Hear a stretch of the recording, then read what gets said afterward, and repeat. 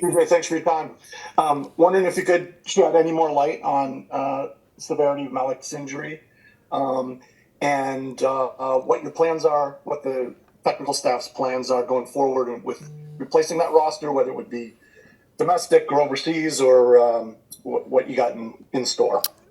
Yeah, I mean, we obviously were alerted to Malik's injury with him having to withdraw. We're kind of still in the beginning stages here of having our discussions amongst the technical staff. I think all options are sort of open and on the table in the terms of how we handle replacing him. So I mean, it's still a little bit too early to tell. It's an unfortunate injury for Malik. He's been in really good form. Somebody that we were looking forward to having in, and we certainly wish him a speedy recovery. Next will be Henry Bushnell from Yahoo.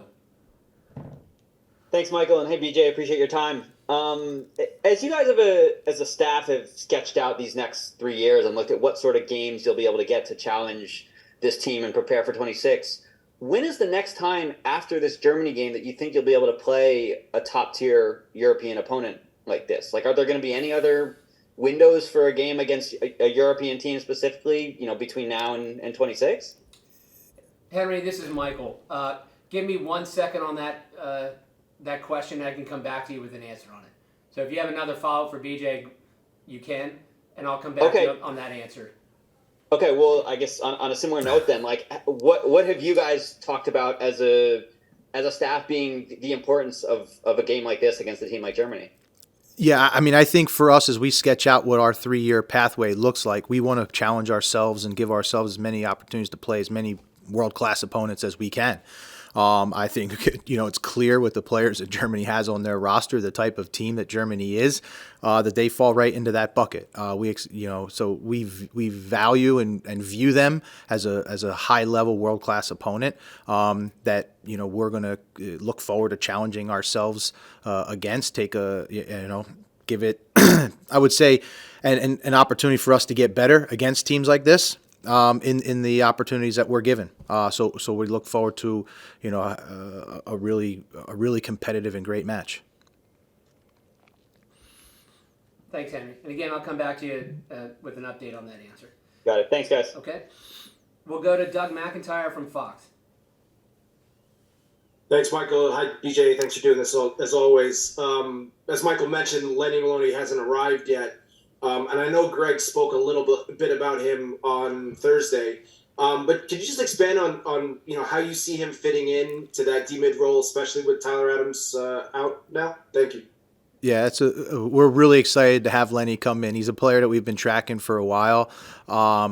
And he's been part of a team that was able to come through promotion, and now is having a really good season. He's a key contributor to that team, and that's something that I think I hope and expect him to bring that confidence in.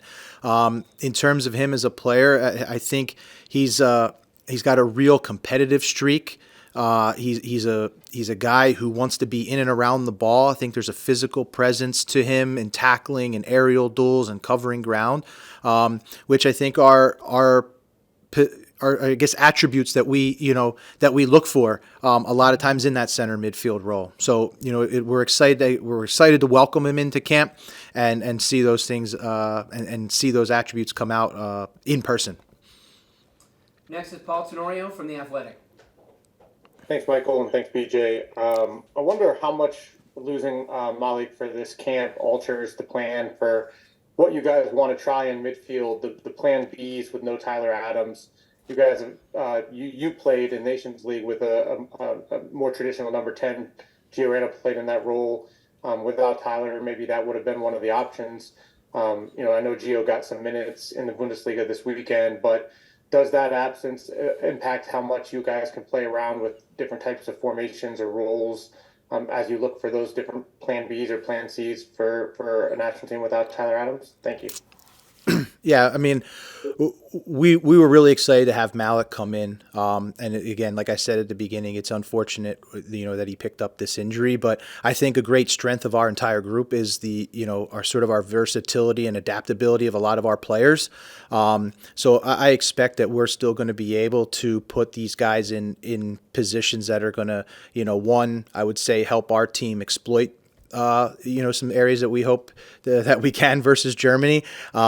And I think, as we've shown over time, we have a lot of players that can play different roles in different positions. And, we'll just continue to use that depth because that is one of what we view as one of our strengths. We'll go to Jonathan Chenoweth from the Philadelphia Inquirer. Thanks, Michael. Hi, BJ. Hope all is well. To the point, again, about Tillman, admittedly, I know you're early in the process of figuring out who's going to replace him, who specifically is going to replace him. But should we expect a like-for-like positional replacement, or would you go elsewhere on the squad in terms of what you might do? Yeah, I mean, I think there's a lot of discussions and a lot of different scenarios that are happening right now within the technical staff. So I can't give you an exact answer whether it'll be like for like, but I can continue to say that I think there's, great versatility amongst already the player pool that we have with guys that can play different positions. So it's just going to come down to, where we feel that we can, have the biggest, which guy can come in and make that biggest impact. Next is Jeff Carlisle from ESPN FC. Thanks, Michael. Hi, BJ. Going back to Maloney just for a bit, you said you guys have been watching him for a while. You've seen a lot of him. You talked about how mobile he is. Is his mobility sufficient to play as a single holding midfielder, or do you see him more as a guy who maybe needs a teammate by his side? No, I mean, I think when you watch him play for Heidenheim, he's shown that he has the ability to do both. So, for us, I think, again, he gives us versatility for playing a lot of different, styles and systems, along with a lot of the other guys that we have. So we think he's got a profile that can help us. And we're excited, again, to get him integrated into the group and integrated into sort of our style as quickly as we can. Next is Mike Waitala from Soccer America. Yeah, thanks very much. Can you speak as specifically as you can to the challenges of playing Germany and how that might affect your lineup or your tactics? Or would there be certain players that you would want to have play against Germany that might not be playing if it wasn't Germany? How much of it matters that it's Germany or the specific appointment? I mean, I don't think. I mean, the way we approach everyone is we do our analysis. Obviously, there's a challenge because there is a new coach, and a very good coach and a coach that will definitely have his team organized just by his past sort of appointments with some of the German clubs. So what we expect is a high quality world class opponent, but at the same time, we believe in the group that we have here. Every player can make an impact. We talk about that all the time, about how everyone's going to play a role in the match, and it's just a great opportunity for all of us to challenge ourselves against a team like Germany, and again continue to rely on our processes on how we analyze the opponent and try to set our team up the best way we can to exploit that. Thank you.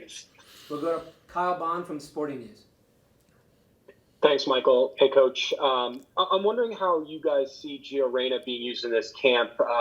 Obviously, he's still working his way back from injury. Greg indicated, his number one goal, get him back to Dortmund healthy and fit. But he mentioned that Gio could play a number of different positions. So what do you guys see him doing here in this camp and then maybe long-term wise for him tactically? Yeah, I mean, again, I think integrating Gio is the same way that we integrate a lot of our other players. We watch them weekly in their clubs. I think there's a lot of guys that maybe play different positions with their clubs and when they play here. And again, I'll reiterate the idea that we think that's a great strength. We think that's a great strength in the group, that we have adaptable and versatile players, Gio being one of them. But at the same time, there's a list of guys, where we've played Brendan Aronson in different positions. Even players like Tim Ream, if you look back, we've played Tim Ream at left back before. So, I think for us, it's about creating and giving ourselves the best opportunity to have the best match we can versus Germany. Again, using the ability that we have to analyze them and put in a game plan, and really rely on our depth, our adaptability, and our versatility of, I would say, the entire player pool. Next will be Charlie Bone from MLSsoccer.com. Hey BJ, thanks for speaking to us as always. Whenever you guys get together, and I know this time you're back in Nashville where you started the road to Qatar, there's a discussion among fans and pundits about where the national team plays and why. And I know you guys aren't the only voice, but the coaching staff has a big role in that. What goes into those decisions, and how do you guys balance the familiarity of locations that you know and like versus maybe trying to bring the game and the team to different fans in different parts of the country? Yeah, it's a great question. There's a lot of factors that go into it. We feel fortunate that we have the opportunity to play here again in Nashville. There's great support, in the town, and I think for us it's a combination of a lot of things, whether it's geographically, whether it's the training facilities. All of those different things go into it. So, and each window I'd say is unique in the challenges that they bring, whether it's the time of year, and the weather and those type of things. So, but I know that we, right now we've been here already a couple days, and Nashville has been, a really great place for us at the moment. This will also be the U.S. men's team's first visit to Geodis Park here in Nashville, the home of Nashville SC. We'll continue with Sanjay Sujan-Thakumar. Thanks, Michael, and thanks, BJ, as always, for your time. It seems like the theme has transitioned with this cycle from change the way the world views American soccer to change soccer in America forever. It sounds like that based on the last camp. Could you talk about what that means to you and what goes into that? Is it just about a deep run in 2026? Obviously, everyone's thinking about 2026, but are there other things that go into that, such as, style of play and maybe the other competitions along the way, or even, games against a high-profile opponent like Germany this weekend? What does that mean to you and what goes into that? Thank you. Changing soccer in America forever means, I would say, all of those things that you just mentioned and even more, even bigger. For us, we talk about, this group wants to leave a lasting legacy forever inside the country. That, players are, kids are growing up like wanting to be our players at young ages. And I'll give you an example. We'll know that when, a next generation of kids start being named Westons and Tylers and Christians and Matts and all of these guys. That's what we want. We want it to impact all the way across the board, a legacy. And of course, all of those small increments like you speak about in terms of style of play and competing against, the world's best teams, and winning those games and those type of things are all small little steps to this bigger vision that we have, which is to really change it forever, that it lasts many, many generations. Matt is fully supportive of the idea of kids being named after. Matt is here along with Chris, so we'll take one more question for BJ and then we'll let him go, and that'll come from Andrew Jones. Thank you, Michael. BJ, hope the family and you are doing well. Just want to ask you first of any conversation that you had with Leonard directly in terms of getting his gauge into being a part of this program, and your thoughts on that Saturday of not only great contributions for many of your players, but what Christian and Eunice were going through and how Christian was almost a goalkeeper on Saturday. Yeah, I mean, listen, it's always funny when you see those guys because so many times you'll see them, they'll mess around in goal and practice in goal after training and stuff. But when you really see it come, to be honest, listen, you don't want it to happen. But it's a fun, those are little fun moments that make each game unique. To your first part with Lenny, I can, the conversations that we've had with Lenny, he is absolutely pumped to be part of the program, and I can say that it's reciprocated that our group is ready to welcome him in like we welcome all of the guys that come in for their first time. It's a great strength of ours, and I think it's our job to integrate him and welcome him in, and at the same time, I know that he's going to embrace the entire opportunity that he's given.